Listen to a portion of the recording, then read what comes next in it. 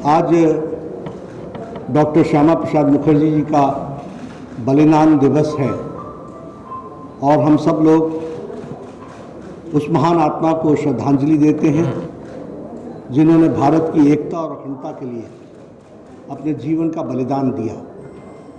हम सब जानते हैं कि श्यामा प्रसाद मुखर्जी देश के आज़ाद भारत के उन नेताओं में से एक रहे जिन्होंने देश की एकता और अखंडता के लिए अपना सर्वस्व न्योछावर किया। वह उनका सारा जीवन अगर हम देखें तो उपलब्धियों से भी भरा हुआ था और त्याग के साथ भी भरा हुआ था। अगर उपलब्धियों की बात करें तो एक शिक्षाविद के रूप में उन्होंने 33 वर्ष की उम्र में कलकत्ता यूनिवर्सिटी जैसे यूनिवर्सिटी का वाइस चांसलर बनना का पद स्वीकार किया। सीनेट में रहे, सिंडिकेट में रहे, वहाँ की विधान परिषद में रहे, बाद में वो यूनियन कैबिनेट के यहाँ सदस्य बने और बाद में वो उन्होंने भारतीय जनसंघ की स्थापना की। हम सब जानते हैं कि डॉक्टर श्यामा प्रसाद मुखर्जी का सारा जीवन, जब मैं कहता हूँ कि उपलब्धि और त्याग से भरा हुआ है, तो त्याग से हम ये कहना चाहेंगे कि उन्होंने कभी भी अपने आप को पद के साथ नहीं जोड़ा। उन्होंने हमेशा विचार के साथ अपने आप को जोड़ा। वो कलकत्ता बंगाल विधानसभा के सदस्य रहे, उन्होंने वो पद छोड़ा।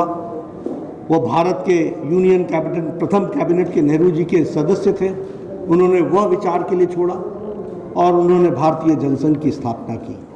हम ये भी जानते हैं कि उन्होंने जम्मू कश्मीर भारत का अभिन्न अंग बने, धारा 370 समाप्त हो, 35A निरस्त हो, इसके लिए उन्होंने उस समय आंदोलन चलाया था और कहा था एक देश में एक विधान, एक प्रधान, एक संविधान।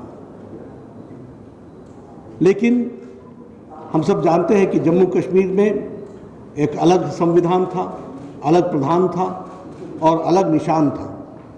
इसके खिलाफ उन्होंने लड़ाई लड़ी। हम सबको याद है कि उन्होंने उस समय परमिट राज होता था जम्मू कश्मीर में जाने के लिए। 1953 11 मई को उन्होंने बिना परमिट के लखनपुर बॉर्डर को जम्मू कश्मीर में जाने के लिए क्रॉस करना चाहा। उन्हें गिरफ्तार किया गया और हम यह भी जानते हैं कि उनकी मृत्यु की सूचना आई 23 जून 1953। और उस समय जब 1953 में सूचना आई तो यह पता चला कि बहुत ही रहस्यमय ढंग से उन्होंने अंतिम सांसें ली हैं। यह बताता है कि उन्होंने अपना सारा जीवन बलिदान दिया देश की एकता और अखंडता के लिए, जम्मू कश्मीर को बचाने के लिए।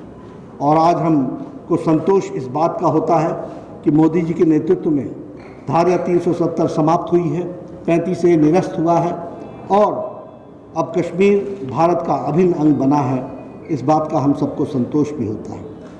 मित्रों, आप समझिए 1953 की बात, जब उनकी रहस्यमय ढंग से मौत हुई होगी, कांग्रेस पार्टी के लोगों ने उस समय कोई इंक्वायरी नहीं कराई, कोई जानकारी हासिल नहीं की। और उस समय उनकी माताजी, श्रद्धेय माताजी ने जो पत्र नेहरू जी को लिखा था, उसमें उन्होंने स्पष्ट लगा था कि तुम्हारी थोथी दलीलें मैं नहीं सुनना चाहती, मुझे जांच चाहिए और जांच होनी चाहिए। लेकिन कांग्रेस के लोगों ने उस समय उस बात को दबा दिया।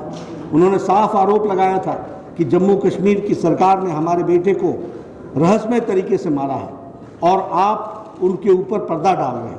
ये बात उनकी माताजी ने चिट्ठी में जवाहरलाल नेहरू को लिखी थी, लेकिन उसका कोई जवाब नहीं आया। आज उनके कहे श्यामा प्रसाद मुखर्जी जी के जीवन से प्रेरणा लेकर के करोड़ों भारतीय जनता पार्टी के कार्यकर्ता देश की एकता और अखंडता के लिए तत्पर हैं और देश को मजबूत बनाने के लिए लगे हैं। सच्ची श्रद्धांजलि उनको यही है कि हम उनके बताए रास्ते पर चलें, विचार के साथ जुड़ें और विचार को आगे बढ़ाने का काम करें। आज जहां हम उनको याद करते हैं, वहीं करोड़ों कार्यकर्ता उनसे प्रेरणा लेकर के भारत को मजबूत बनाने में अग्रसर हैं। यही मैं कहना चाहूँगा।